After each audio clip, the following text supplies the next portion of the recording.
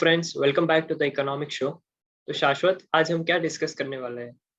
तो आज हम डिस्कस करने वाले हैं कि 2021 में इंडियन इकोनॉमी की कौन सी सबसे मेजर प्रॉब्लम्स हैं एंड उस प्रॉब्लम्स के क्या पॉसिबल सॉल्यूशंस हो सकते हैं।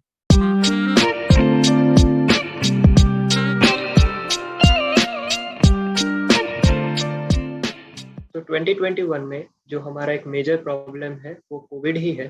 तो पिछले वीडियो में जैसे हमने डिस्कस किया था कि कोविड की वजह से इनफॉर्मल सेक्टर पे बहुत ही ज़्यादा इम्पैक्ट हुआ है। तो इसके अलावा और भी सेक्टर्स है जिस पे कोविड का बहुत ही ज़्यादा इम्पैक्ट हुआ है। तो एक और मेजर प्रॉब्लम जो इंडियन इकोनॉमी भी फेस कर रही है तो वो है अनएम्प्लॉयमेंट का।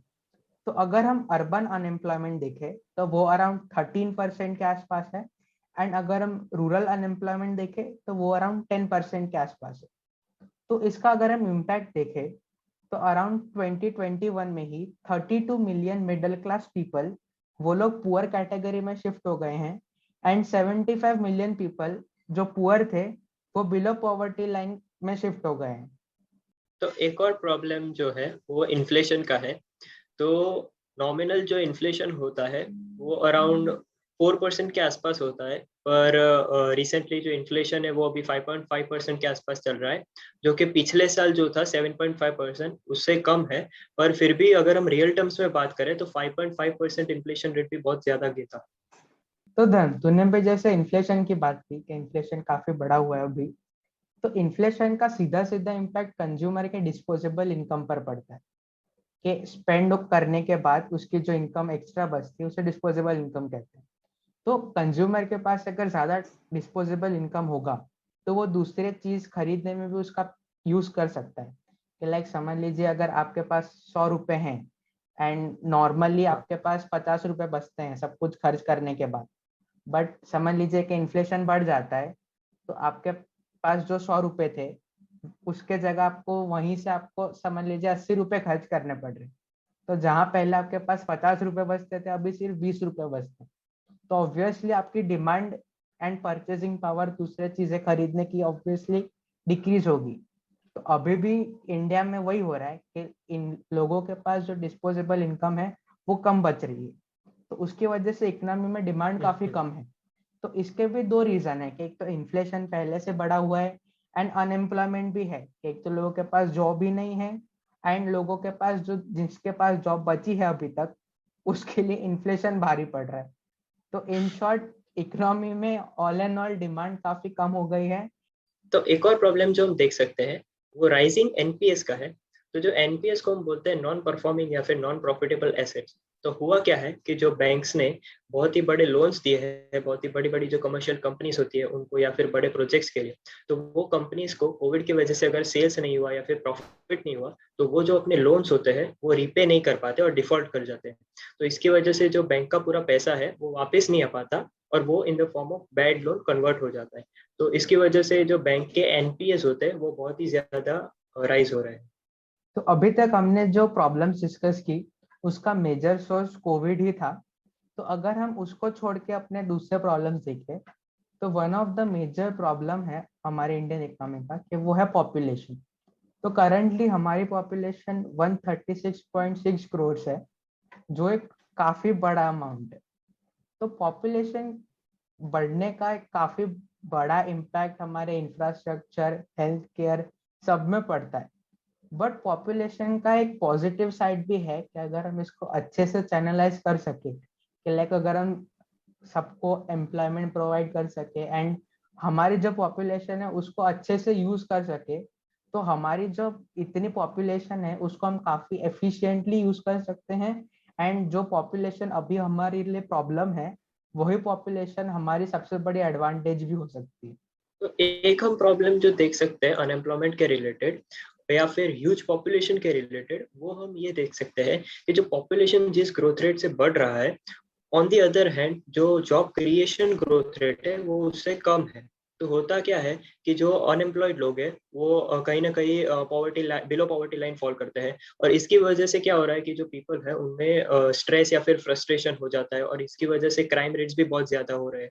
तो हम कहीं ना कहीं कह सकते हैं कि अनएम्प्लॉयमेंट पॉवर्टी की वजह से और स्ट्रेस और फ्रस्ट्रेशन की वजह से हमारे जो मर्डर्स है या फिर मान लीजिए रॉबरी है, ये सारे जो क्राइम्स है वो बहुत ही ज्यादा स्केल पे इंक्रीज हो रहे हैं।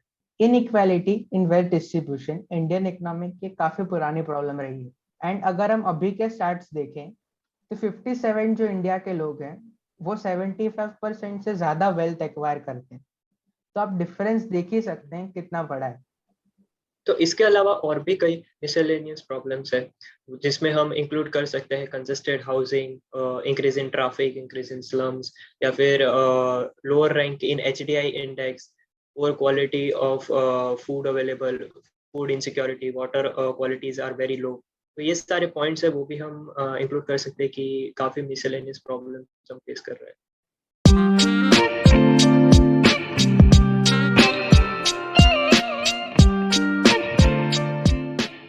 2021 में हमारे इकोनॉमी के लिए सबसे बड़ा प्रॉब्लम तो कोविड ही रहा है।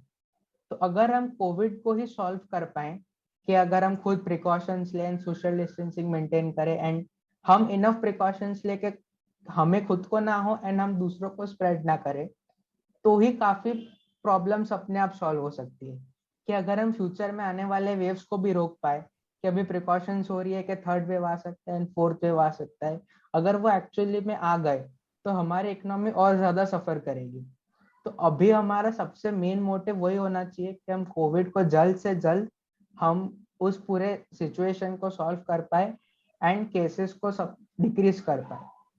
तो अभी हमने जैसे बात की कि जो बैंक्स के एनपीएस है वो काफी ज्यादा रेट से बढ़ रहे हैं। तो इसके लिए एक सोल्यूशन क्या हो सकता है कि एआरसीस यानी कि एसेट रिकंस्ट्रक्शन कंपनीज को फॉर्म किया जा सकता है और उसको रैपिडली डेवलप करना चाहिए। तो ये एसेट रिकंस्ट्रक्शन कंपनीज क्या होते हैं? तो फॉर एन एग्जांपल, जो बैंक होता है फॉर एग्जांपल वो 100 रुपए देता है किसी एक कॉर्पोरेट कंपनी को। अब अगर वो कॉर्पोरेट कंपनी डिफॉल्ट कर गया तो बैंक को कुछ नहीं मिलेगा। तो वो बैंक जो है वो उस बैड लोन को एसेट रिकंस्ट्रक्शन कंपनी से खरीद सकता है इन द फॉर्म ऑफ कि 60 रुपीज में खरीद दिया तो बैंक को अपने 60 रुपीज मिल गए। और एसेट रिकंस्ट्रक्शन कंपनी क्या करेगा कि जो कॉर्पोरेट कंपनी है जिसने कि डिफॉल्ट कर दिया है उसके एसेट्स को वो कैप्चर करके, मान लीजिए कि उसमें से वो लोग अगर 20 रुपीज रिकवर कर पाते हैं, तो अगर 80 रुपीज रिकवर कर पाते हैं तो 60 रुपीज बैंक को मिल गए और 20 रुपीज जो थे वो एसेट रिकंस्ट्रक्शन कंपनी को मिल। तो बैंक को कुछ नहीं मिलता, इससे अच्छा है कि उनको कुछ अमाउंट अपने जो एसेट रिकंस्ट्रक्शन कंपनी है उससे मिल जाता। तो एक जो हमने प्रॉब्लम देखा था कि डिमांड का, कि हमारी इकोनॉमी में डिमांड काफी कम हो रही है एंड हमने अनएम्प्लॉयमेंट का भी देखा था कि अनएम्प्लॉयमेंट इंक्रीज हो रही है। तो ये दोनों काफी बड़े एंड मेजर इश्यूज हैं।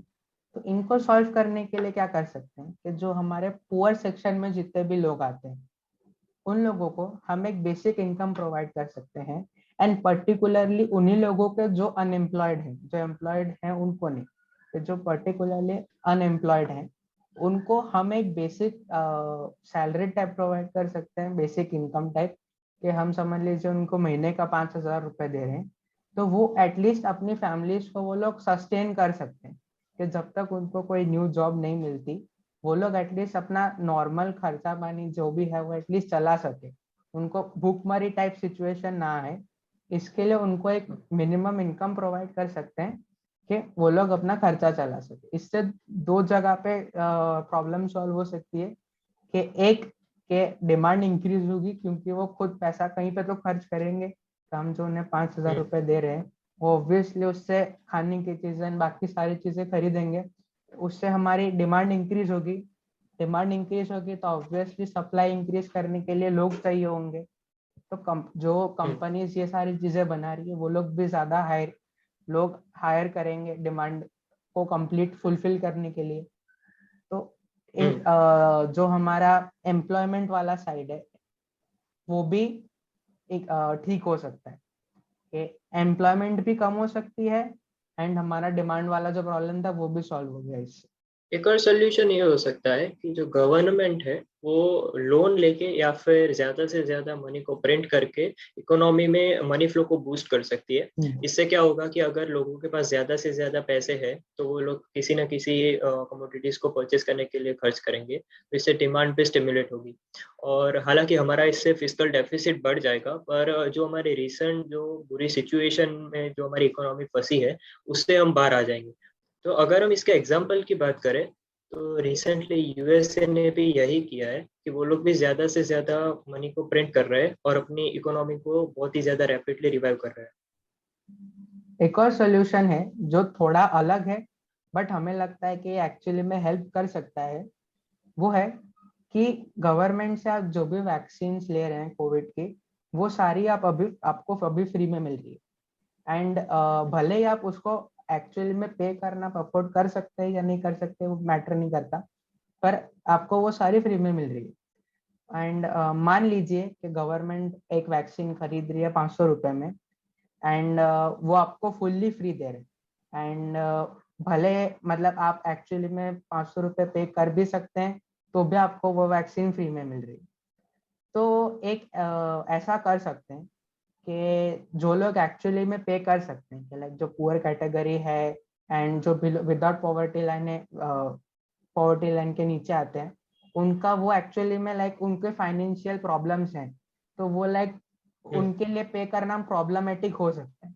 बट लाइक जो मिडिल क्लास है एंड अबव मिडिल क्लास है, वो एक्चुअली में एक अमाउंट पे कर सकते हैं कि लाइक इतना उन्हें मैटर नहीं करेगा। तो समझ लीजिए अगर हम वैक्सीन जो ले रहे हैं उसका अगर हम 50% अमाउंट भी पे करते हैं तो गवर्नमेंट से काफी बड़ा लोड हट जाएगा। कि अगर समझ लीजिए हमारी जैसी पॉपुलेशन को वैक्सीनेट कराना एक काफी बड़ा चैलेंज है एंड काफी महंगा चैलेंज भी है, क्योंकि इतने सारे वैक्सीन खरीदना एंड इतना सारा सबको हर जगह पे पहुंचाना एंड काफी एक्सपेंसिव प्रोसेस भी है। तो अगर हम इस प्रोसेस का अगर 50% पे कर सकते हैं, कि अगर हम अफोर्ड मतलब वही लोगों को पे करना ऑब्वियसली कि जो एक्चुअली में अफोर्ड कर सकते हैं, तो एक गवर्नमेंट की काफी ज्यादा हेल्प हो सकती है। एंड जो पैसा गवर्नमेंट के पास बच रहा है, वो जो भी फाइनेंशियली बैकवर्ड हैं, जिन लोगों को हेल्प की जरूरत है, उन्हें वो सारी हेल्प प्रोवाइड कर सकते हैं। तो ये लाइक एक अच्छा सोल्यूशन हो सकता है एंड हेल्प हो सकती है।